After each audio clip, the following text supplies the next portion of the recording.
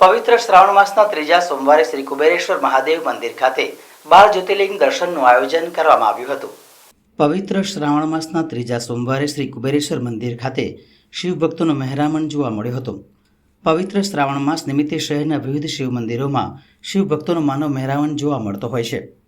ત્યારે વડોદરા શહેરના માંજલપુર વિસ્તારમાં આવેલ શ્રી કુબેરેશ્વર મહાદેવ મંદિરના પ્રાંગણમાં મંદિરના મહારાજ દ્વારા 12 જ્યોતિર્લિંગના દર્શનનું આયોજન કરવામાં આવ્યું છે। શ્રાવણ માસના ત્રીજા સોમવારે લીલા મગ શિવજીને અર્પણ કરવાનો ખૂબ મહિમા રહેલો છે। શિવજીને લીલા મગ અર્પણ કરવાથી આદિ વ્યાધિ ઉપાધિ સાથે તમામ રોગોથી મુક્તિ મળે છે અને શ્રી કુબેરેશ્વર મહાદેવ મંદિરના ટ્રસ્ટની ઈચ્છા મુજબ શ્રાવણ મહિનાના ચોથા સોમવારે 12 જ્યોતિર્લિંગની સ્થાપના કરવામાં આવશે। આ સ્થાપના સવારે 10 કલાકે શરૂ થશે અને 12 કલાકે 12 જ્યોતિર્લિંગની સ્થાપના કરવામાં આવશે। સાથે મંદિરના મહારાજ દ્વારા તમામ શિવ ભક્તોને આ 12 જ્યોતિર્લિંગના દર્શન કરવા આમંત્રણ પાઠવવામાં આવ્યું છે। વધુમાં શ્રી કુબેરેશ્વર મહાદેવ મંદિરના મહારાજે જણાવ્યું હતું, આજે પુણ્ય પવિત્ર શ્રાવણ માસ ચાલી રહ્યો છે। આજે ત્રીજો સોમવાર છે। ભક્તોની વિશાળ સંખ્યામાં ભીડ છે। લોકો ભગવાન મહાદેવજીનું પૂજન યજન કરે છે। આજના દિવસે ભગવાન મહાદેવજીને લીલા મગ ચડાવવાનું ખૂબ મોટું મહાત્મ્ય છે। ભગવાન શિવજીને લીલા મગ ચડાવવાથી તમામ રોગ દોષ આદિ વ્યાધિ દૂર થાય છે। આવતો સોમવાર શ્રાવણ માસનો છેલ્લો સોમવાર છે।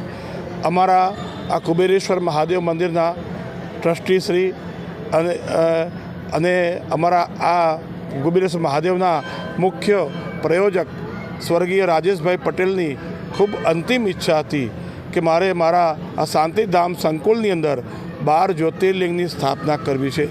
તો એમની એ આદેશને અનુસરીને એમના સુપુત્ર શ્રી ફેનિલભાઈ અને એમના ધર્મપત્ની સ્મિતાબેનને આગેવાની એમના માર્ગદર્શન હેઠળ આવતા સોમવારે અમે અહીંયા આગળ 12 જ્યોતિર્લિંગની સ્થાપના કરવાના છે।